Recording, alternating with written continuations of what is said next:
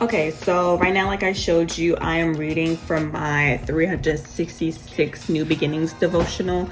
I got this from Burlington. It's only $6.99, and it's just a regular like day by day devotional. As you can see, I just do today's reading, which is August 11th. Establish trust through partnership. And sometimes these devotionals, what I love about devotionals, they will be on point to what you're going through. Yeah, like you can relate so much to it. So it's literally like God speaking to you through your devotional and through the Bible. So that's why I say, if you feel like you're distant from God, be sure to always connect to him via his word. God will always speak through his word.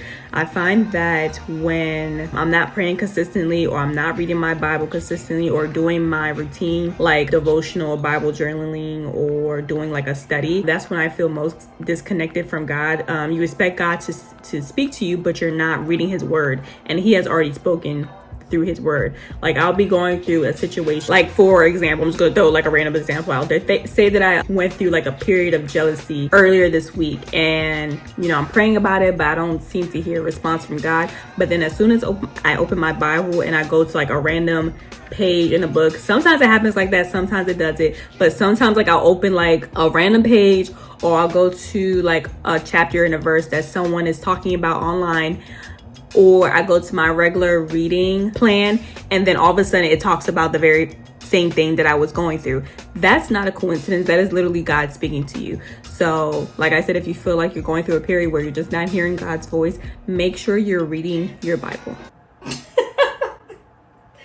I am cracking up. This is so funny. The reason why I'm laughing, I was just stating that these devotionals sometimes literally is like God is speaking to you. It's talking about what I was just going through and what I was going through yesterday. So yesterday I was trying to record this video, and I was getting really agitated and irritable because, I have young kids, and it's very hard. And I'm trying to be consistent with YouTube, but it is very difficult to do this with a full-time job, and coming home to your kids, and then you have to tend for them, and wearing multiple hats, and trying to do this on your own, and trying to achieve a lot of different goals at once, when it feels like you barely have time. You can't even get a full 8 hours of sleep most days, and then you got to wake up early, you got to be in traffic, and then I'm trying to lose weight, and then I'm trying to be consistent on YouTube, and then it's a lot. And I was feeling very overwhelmed yesterday, and ended up not even recording the video, hence why I'm recording the video today, the next day. And I wasn't even going to explain that, but the devotional talking about it, it literally says, if you are trying to take on life's difficulties and problems in your own strength and wisdom, it is likely that you are fighting a losing battle. This does not necessarily mean that you are grumbling or complaining, or that you are constantly asking for the sympathy of others. But if you were honest with yourself and others, you would have to admit that there are moments when you long for your burden to be lifted by some positive guidance. I was literally just complaining about this, like talking about this. As I was trying to adjust my camera and my tripod, I'm like, oh my gosh, like I don't even know how to do most of these things. I'm out here trying to do it myself. And it's like, well, I guess I could research information, but it's like, there's no one to teach you how to do anything. And it's just like, I was getting really frustrated. I'm not gonna lie. And it's just so funny how like God literally speaks to you like instantly if you take the time to listen, to actively try to seek out his guidance. It says, in such moments, it is advisable to grow quiet before God and to realize that he is closer to you than your breathing or your hands and feet. The only reason why he did not come to your rescue was because you did not ask him to. You cannot take God's help for granted. When you seek his help, you place what you are and what you have at his disposal. You become God's partner in everyday life. This partnership means you should constantly do the will of your heavenly partner and do it in such a devoted and enthusiastic manner that destructive fear will have no place in your life. So if you're a busy mom like me and you work a full-time job and you're trying to squeeze in a nighttime routine with Jesus, and you find that extremely difficult like I do. I had a lot of changes in my schedule. I used to work from home 5 days a week, and now I have to go in the office 3 times a week, which has been a really tough adjustment for me, and trying to figure out how I can do my routine with God. I fell off a lot. I'm not even gonna lie, I have been very inconsistent. I'm trying to get back into the routine, and life is all about changes, and I consider myself to be very inflexible. I like a set routine. I like to follow things how they are. I like comfortability, and when things changes, it throws me off completely. So this has been a very hard adjustment, but you have to shift. You have to shift your schedule. If it means asking for more help with the kids, if it means preparing dinner or lunch in advance, if it means you can't maybe do an hour, maybe you can just do 30 minutes, that's fine. As long as you put in that time for him, he will still speak to you. You're no less to him because, why am I about to cry? Okay, sorry. I had to get myself together. You're no less to him because you're still trying to figure out life. And that's what I'm currently learning in this season, that changes will happen. Things don't stay constant. That's the reality of being a human on this earth. Like, nothing stays the same. So if you have to readjust yourself, then find where you had pockets of time. Like, I find myself, like, when I just come home from work and I just get in bed and I will start scrolling on TikTok for hours, literally, because either I'm trying to avoid something or I'm stressed out. So I put my energy into something that's passive and that's easy to do because that's where my comfort zone is. So instead, I redirect that energy and I say, no, I'm not going to get into bed. I'm going to hop in the shower and I'm going to sit at my desk because, of course, I'm not just going to, be at my desk and do nothing. I could be more productive at my desk. I'm going to sit at my desk. I'm going to read my devotional. I'm going to read my Bible. I might do a little bit of work if I can.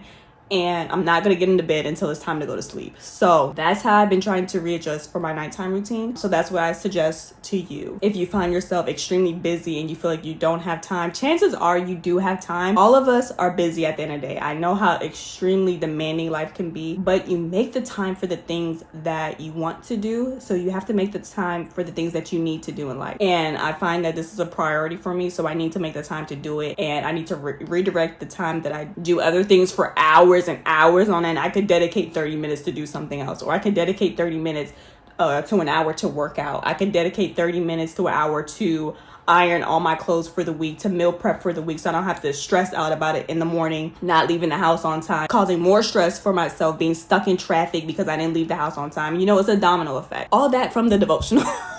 So now I'm about to read my Bible.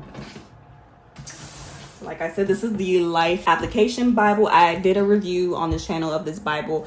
I do feel like it is very beginner friendly. Some people might say, a thing or two about this, but I personally like it. I've been reading it. And right now I'm reading the Bible in chronological order.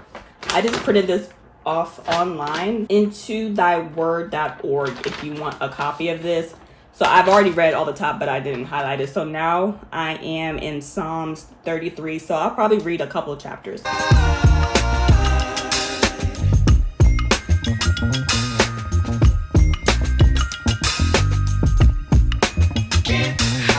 Okay, so just now I read Psalm 36, and it talks about how evil people conspire to do evil, especially within their hearts. They're always plotting sinful acts, and that is primarily because they have no fear of God. They don't feel accountable to someone higher than them, a higher power, which is God, which is why they continue to do evil. And sometimes we may think that they are getting away with it, but they are truly not. God is just delaying their punishment, which is what the footnotes say in this study Bible. So if you feel discouraged, especially when you're trying to do good as a Christian and you see everybody else who does evil and they seem to be getting a better deal in life, just remember that that's not always the case. We don't see into eternity, but God does. So continue to do what God has told you to do. Just know that there will come a day where everybody will get repaid for what they did on earth. What I find really interesting is that in verse 12, it says, Look, those who do evil have fallen.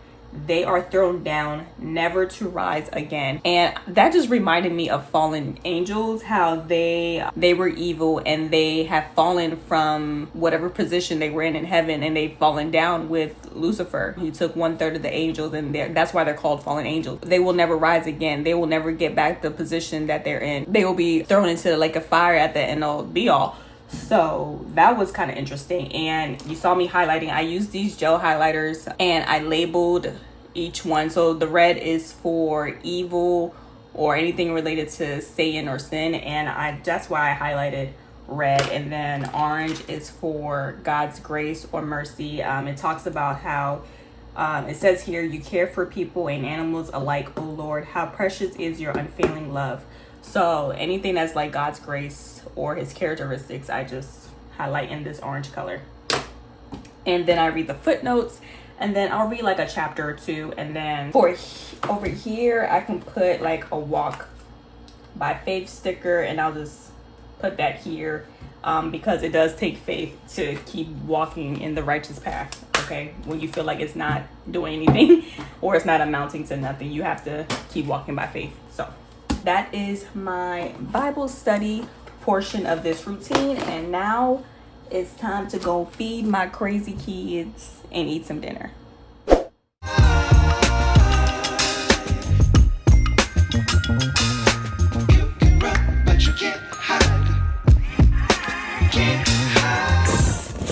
Chicken burgers from Sam's Club, and it is pretty good. It already comes with like cheese and onions inside of it, but I put another piece of cheese. I'll show you later.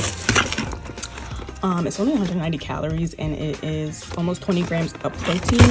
I am on a weight loss journey, so I am trying to be mindful of what I eat. I'm gonna eat it with this keto friendly buns that I got from Aldi's. It is only 70 calories. A thin slice of provolone cheese,